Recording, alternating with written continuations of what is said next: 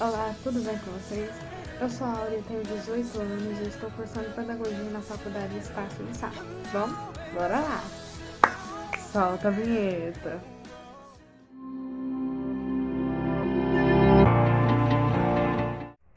Bom, pessoal, o último vídeo que eu fiz foi sobre a história da educação, a matéria, com o tema História da Educação na Antiguidade Clássica. Depois vocês dão uma olhadinha no vídeo, ficou super interessante. A matéria que estaremos estudando hoje é didática, no tema conceito de didática. Segundo as bases teóricas analisadas, o conceito de didática surge com Comênio, no século XVII, através de sua obra Didática Magna, onde ele elabora uma proposta de reforma tanto do ensino como da escola. Seu trabalho lançou as bases da pedagogia que colocava em primeiro lugar a arte de ensinar, ao qual ele mesmo denominou didática, opondo-se aos pensamentos conservadores da nobreza e do clero, pois em oposição aos últimos, ele desejava ensinar tudo a todos. A origem da didática nos remete ao século XVII, através de Johann Amos Comenius, ou mais conhecido como Comenius, nascido em 1592 e faleceu em 1670. Que realizou uma obra chamada Didática Magna em 1657, que criava uma proposta de reformar a escola e educacional. Seu trabalho priorizava uma pedagogia baseada na arte de ensinar, por ele denominada didática, termo de origem grega, que significa arte ou técnica de ensinar. Desse modo, lançado oposição ao pensamento pedagógico da nobreza e do clero, em sua obra, Comênio teorizava um cenário pedagógico com ênfase nos meios e no processo e não em formar um homem ideal como era o pensamento conservador dos nobres e cleros, pois a maior preocupação que apresenta em seu trabalho era fundamentada em ensinar a todos. A teoria de Comênio foram marcantes para sua época, pois o enfoque do ensino voltado às exigências do mundo da produção e dos negócios, valorizando a capacidade dos interesses individuais.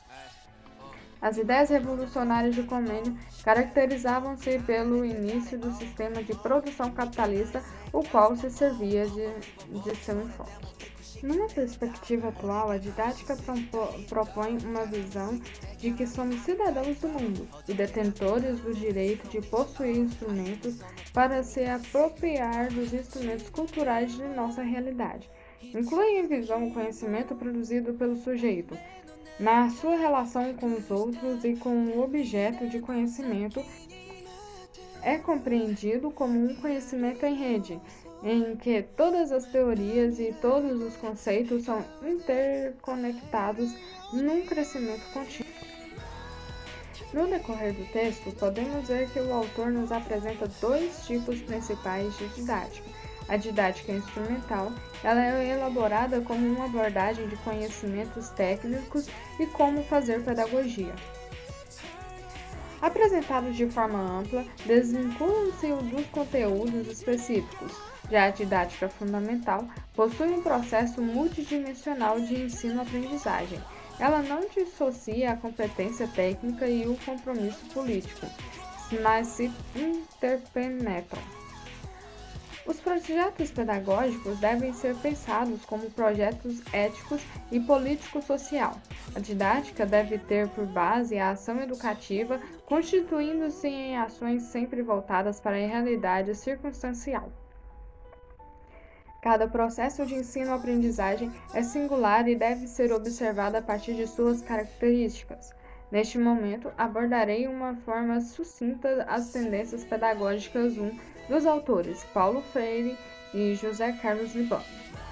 Para Freire, há duas concepções de educação: a bancária, que serve à dominação, cunho mecânico e voltado para a memorização, que unicamente interessa às elites dominantes, e a problematizadora, possibilitando a construção de um conhecimento crítico realizado através da vivência, que serve à libertação. Como afirma, em verdade, não seria possível a educação problematizadora, que rompe com os esquemas verticais característicos da educação bancária, realizar-se como prática da liberdade sem superar a contradição entre o educador e os educandos, como também não lhe seria possível fazê-lo fora do diálogo. O educador já não é apenas o que educa, mas o que, enquanto educa, é educado, em diálogo com o educando que, ao ser educado, também educa. Paulo Freire. Para José Carlos Libânio, acredita que nas condicionantes sociopolíticos da escola, que configuram diferentes concepções de homem e de sociedade, de diferentes pressupostos sobre o papel da escola, da aprendizagem, das relações professor e aluno, de técnicas pedagógicas, classificou as tendências pedagógicas em tendência pedagógica liberal, classificada em tradicional, renovada, progressista, em renovada não diretiva e tecnicista. E tendências pedagógicas progressista, libertadora, libertária e crítico-social dos conteúdos. O autor afirma sobre a tendência pedagógica liberal. A pedagógica liberal sustenta a ideia de que a escola tem por função preparar os indivíduos para o desenvolvimento de papéis sociais, de acordo com as aptidões individuais. Para isso, os indivíduos precisam aprender e adaptar-se aos valores das normas vigentes na sociedade de classes através do desenvolvimento da cultura individual. A ênfase no aspecto cultural esconde a realidade das diferentes classes, pois, embora difunda a ideia de igualdade e oportunidades, não leva em conta a desigualdade de condições. Libânio, 2002. Conforme Libânio, a tendência pedagógica liberal está classificada em 1. Liberal. A. Tradicional. Transmissão de conteúdo. Professor. B. Renovada progressivista e renovada não diretiva. Escola nova. Enfoque no aluno. C. Tecnicista. Transmissão de conteúdo. Técnica. Número 2. Tendências pedagogia progressista. O referido autor esclarece que esta, por meio de suas diferentes tendências pedagógicas, parte da análise das realidades sociais e sustenta implicitamente as finalidades sociopolíticas da educação. Segundo Libânio, a tendência pedagógica progressista está classificada em A. Libertadora, fundamentada nos estudos de Paulo Freire. B. Libertária, fundamentada nos estudos do espanhol Ferrer e Guardián. Partem do princípio que deve haver uma autogestão pedagógica que deve resistir à burocracia como instrumento de ação dominadora do Estado. C. Crítico social dos conteúdos. Fundamenta-se nos estudos de Carlos Libânio e Dermeval Saviano. Principal característica é a difusão dos conteúdos. São conteúdos culturais universais e que se constituíram em domínios de conhecimento relativamente autônomos. Ciências Pedagógicas 2. Baseadas no posicionamento dos educadores e pensadores brasileiros. Fernando Becker. Maria da Graça Nicolete Mizukami. O professor Fernando Becker defende que existem 3 diferentes formas de representar a relação de ensino-aprendizagem. Domina essas formas de modelos pedagógicos e epistemológicos: pedagogia diretiva, pedagogia não diretiva e pedagogia relacional. Pedagogia diretiva. Segundo Fernando Becker, o aluno é uma tábula rasa, sobre a qual é gravado o conhecimento. No perfil da classe, o enfileiramento não oportunizado a relação entre alunos. Palavra monopolizada ao professor, onde este acredita no ensino onde o aluno apenas escuta e absorve os conhecimentos, aprendendo pelo meio da fixação e repetição. O aluno deve se manter em silêncio, recebendo passivamente as informações. O professor, representante do meio social, determina o aluno, que é a tábua rasa, a cada novo conteúdo. É o modelo por excelência, o fixismo da reprodução da repetição. Becker, 2000. Pedagogia não diretiva. O professor assume a função de facilitador, de auxiliar do aluno. O aluno que traz o saber que ele precisa apenas trazer a consciência, organizar ou ainda rechear de conteúdo. Becker, 2000. Nesse modelo pedagógico, há a negação do polo ensino, atribuindo-se valor absoluto à aprendizagem, o que significa a abdicação do professor na sua atuação fundamental docente, a intervenção no processo de aprendizagem do aluno. Pedagogia relacional. O aluno já tem um conhecimento construído e que isso deve ser base para a construção de novos conhecimentos. A metodologia utilizada é aquela que possibilita ao aluno pensar, refletir e interagir como lemos. A aprendizagem é, por excelência, construção. Becker, 2000. Modelo da metodologia. O processo de aprendizagem, segundo a perspectiva de Maria da Graça Nicolette Mizukami, classifica o processo de ensino em 5 abordagens. Abordagem tradicional. Centrado no professor, alunos recebem tarefas majoritariamente individuais, maiores interesses na fixação da informação do que no pensamento reflexivo. Relação professor e aluno é vertical. Avaliação por meio de provas, exames e chamadas orais. Abordagem comportamentalista. O conteúdo transmitido visa objetivo e habilidades que levem à competência. O aluno é considerado como um recipiente de informações e reflexões. Assim, o ensino é composto por padrões de comportamento que devem ser mudados por meio de treinamento. O ensinar consiste num planejamento de reforço sobre as quais os alunos aprendem, sendo de responsabilidade do professor assegurar a aquisição do comportamento. Abordagem humanista. O professor em si não transmite conteúdo, mas sim dá ao aluno, sendo um facilitador de aprendizagem. O conteúdo advém das próprias experiências dos alunos. O professor não ensina, apenas cria condições para que os alunos aprendam. Dessa forma, a responsabilidade da educação é fundamentalmente do próprio aluno. O ensino é centrado no aluno.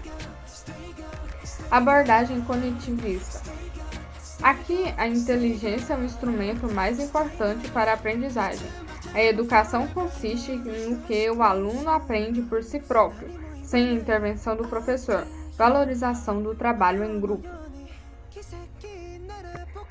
Abordagem sociocultural. Historicidade, processo de conscientização, valorização da linguagem e da cultura do aluno.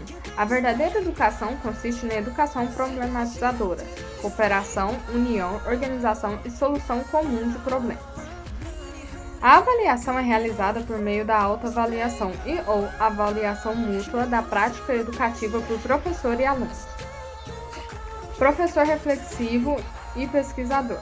Neste momento do presente trabalho, procurarei construir a importância da relação entre trabalho pedagógico e pesquisa, de modo a enfatizar o professor como sujeito reflexivo e pesquisar, o educador que estará definitivamente pronto, formado, pois que sua preparação, sua maturação se faz no dia a dia, na meditação teórica de sua prática. A sua constante atualização se fará pela reflexão diurna sobre os dados de sua prática. Os âmbitos do conhecimento que lhe servem de base não deverão ser facetas, estanques e isoladas de tratamento do seu objeto de ação, a educação, mas serão sim formas de ver e compreender globalmente na totalidade o seu objeto de ação. Kandal, 2000. Nesse sentido, obtemos a necessidade do professor repensar sua prática pedagógica, abrindo-se agora para uma nova premissa em educação, que é a de construção de conhecimento, problematização de hipóteses, isto é, um novo pensamento, o de tornar-se reflexivo, pesquisador. Como? Através de uma constante atualização teórica, para que a prática pedagógica possa transformar-se e modificar-se. Pesquisa qualitativa em educação.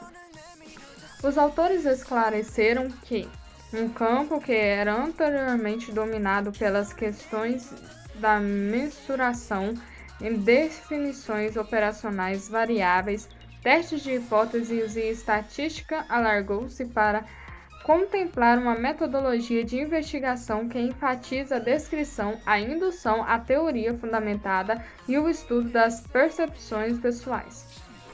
Bickley, Bogdan, 1994.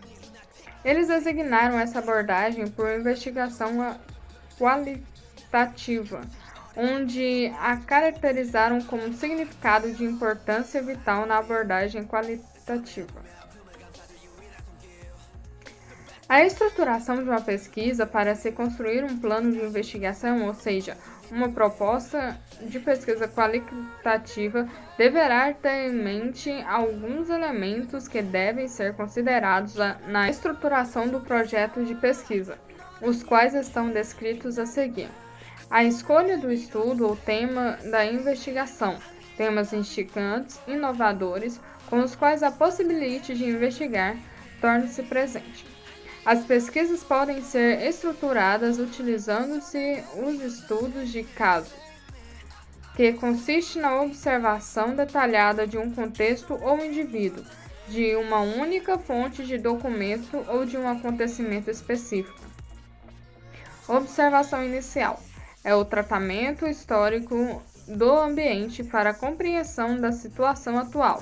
Trabalho de campo é a inserção do pesquisador no espaço pesquisado. Métodos dados da coleta de dados. Observação, que são propósitos específicos do estudo, é um registro detalhado do que há sendo observado. O registro. Após a realização da observação, é o registro do dia, hora e local do trabalho de pesquisa a ser efetivado.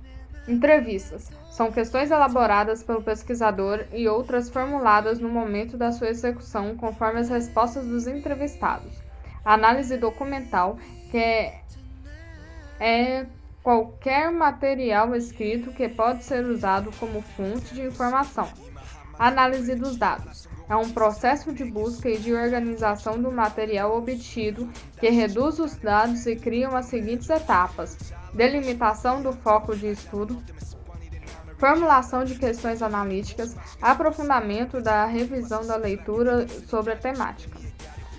E a última etapa do projeto de pesquisa seria a redação para a futura publicação, que deve ter um tema, título, introdução, desenvolvimento, conclusão, referências bibliográficos e anexos. Pesquisa em sala de aula. Como podemos trabalhar com a pesquisa em sala de aula? Seremos pesquisadores ou utilizaremos algumas ideias a fim de contribuir com a nossa prática educativa? Será que podemos nos tornar professores pesquisadores na contribuição acadêmica? Segundo Luke e Boing, 2004.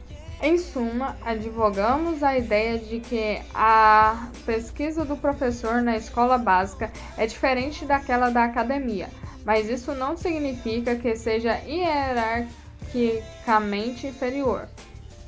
O desenvolvimento de uma pesquisa própria, que não se restringe apenas à sua prática, mas aos conhecimentos específicos de sua identidade disciplinar e aos saberes docentes próprios do campo, contribuirá decisivamente para que o professor encontre os próprios rumos de sua profissionalização. Mas o que pesquisar? Como construirmos uma proposta de pesquisa em sala de aula? São indicadas propostas associadas à releitura e leitura crítica da cultura, a partir das ideias do multiculturalismo, compreendido como a representação de raça, de classe e gênero como resultado de lutas sociais mais amplas, a tarefa central de transformar as relações sociais, culturais e institucionais nas quais os significados são gerados. pesquisas em sala de aula que evidenciam a busca pela ousadia, criatividade e problematização de nossos próprios conceitos, verdades e teorias fundamentais. Professor como mediador nas relações entre aluno e realidade. Neste trabalho, apontaremos o papel do professor junto com seu aluno no processo educacional. Devido à constante transformação em que se encontra o mundo, os educadores vêm se dando conta que suas relações mediadoras anteriormente praticadas alienavam e desumanizavam as capacidades de interesses por parte da sociedade. O professor, além de ser educador e transmissor de conhecimento, deve atuar ao mesmo tempo como mediador, ou seja, o professor deve se colocar como ponte entre o estudante e o conhecimento para que dessa forma o aluno aprenda a pensar e a questionar por si mesmo e não mais receba passivamente as informações como se fosse um depósito do professor.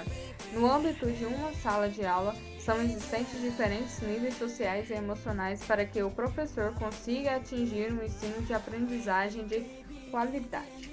É preciso que sua forma pedagógica seja objetiva, afetiva e também profissional.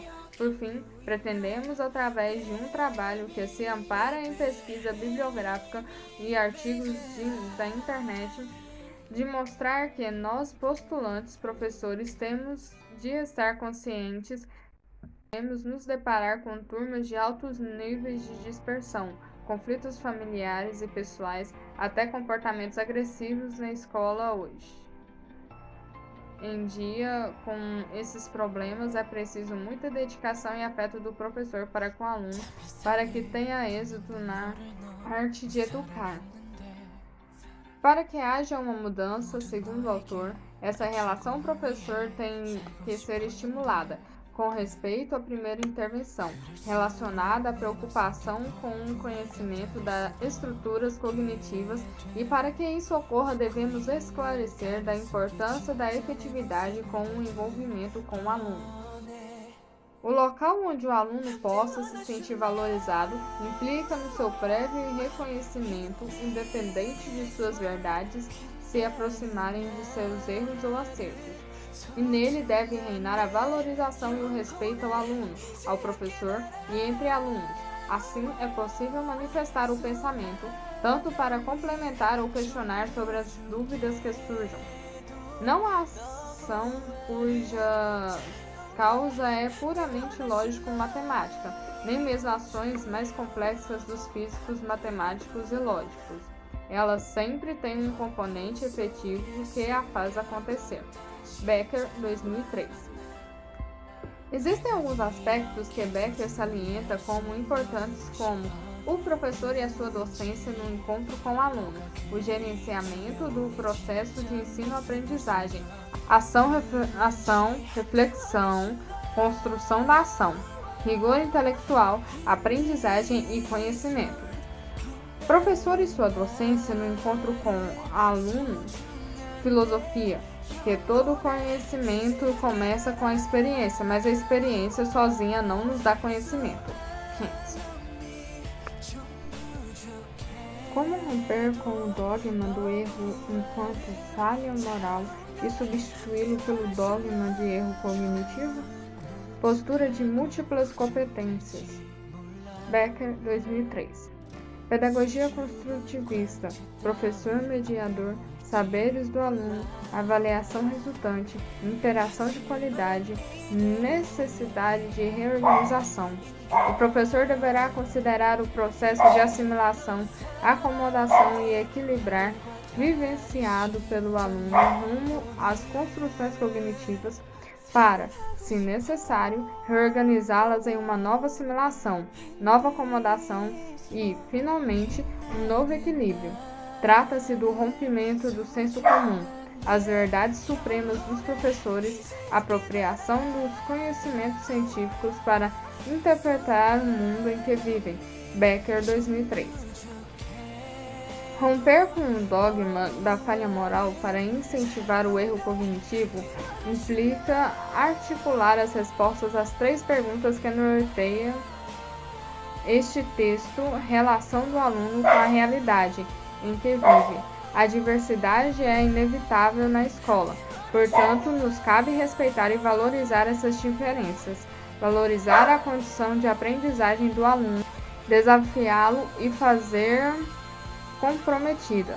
Devemos trabalhar, desafiá-lo e fazer da avaliação um processo em que o erro se torne pedagógico, faz com que a docência seja comprometida. Devemos trabalhar para que a falha moral, professor apontar e julgar o erro, torne-se um erro cognitivo, professor adquirir nova visão no erro do aluno e fazer deste erro aprendizado. Essa é a nova base da democracia, da educação obrigatória sob o pensamento moderno. Se não acreditamos que todos podem crescer no sentido de acrescentar suas habilidades e capacidades, a Universidade da Educação Obrigatória perde o seu fundamento mais digno. Sacristian, 2001. Função social do ensino e suas implicações didático-pedagógicas. Tem como objetivo possibilitar aos alunos a compreensão de que a escola deve e pode dar respostas à sociedade na qual se insere, além de garantir o acesso de todos os alunos ao conhecimento sistematizado, desenvolver as competências básicas para a plena participação social e o exercício da cidadania.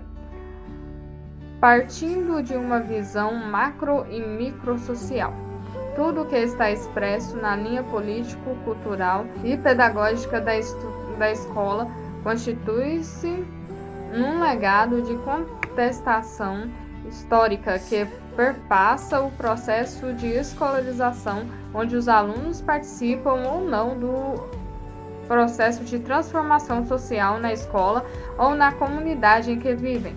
Os conhecimentos se formam a partir das contestações vividas na escola, dentro das práticas escolares, pois existe pedagogia em qualquer lugar em que o conhecimento é produzido, porém de diferentes formas, sendo que as pedagogias que se enquadram no lugar comum certamente levarão a produzir o significado já oposto na cultura da sociedade.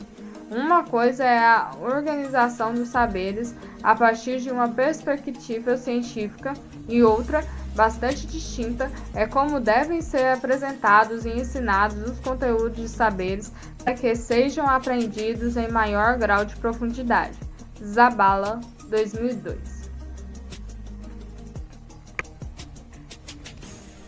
Hoje, nas escolas, temos uma seleção de conteúdos de aprendizagem a partir de critérios disciplinares, com currículos que apresentam um somatório de disciplinas selecionadas sobre critérios organizados disciplinarmente, contrariando a interdisciplinaridade. A função social consiste num processo de socialização dos conhecimentos a fim de se inserirem ou não no meio que vivem. Na nova escola, o protagonista passa a ser o aluno, tendo como ponto de partida uma visão global onde o professor deverá contextualizar o ensino, buscando com e no aluno os conhecimentos prévios que tem sobre o tema apresentado. Contextualização, problematização do conteúdo. É na escola que o aluno vê a oportunidade de crescer através de ações sociais, econômicas, culturais e políticas, oportunizando uma preparação para o futuro desses alunos, através de professores que buscam um olhar para a contextualização a partir da visão global, partindo síncrese, análise, síntese, sem esquecer o meio, a circunstância da comunidade em que vivem esses alunos, conhecer as expectativas da comunidade, bem como suas necessidades, formas de sobrevivência, valores, costumes e manifestações culturais. Ver a escola como um polo cultural, onde o conhecimento já sistematizado pela humanidade é a ampliação das possibilidades culturais dos alunos e da comunidade, através debate das principais questões locais, regionais e nacionais. Inserir o aluno no mundo em que vive, numa visão crítica, cultural e social, auxiliando-o a ver e pensar a realidade como um todo, com um certo distanciamento, de forma autônoma, única possibilidade de transformá-la. É isso aí, pessoal. Encerramos por aqui. Bye, bye. Um grande beijo para vocês.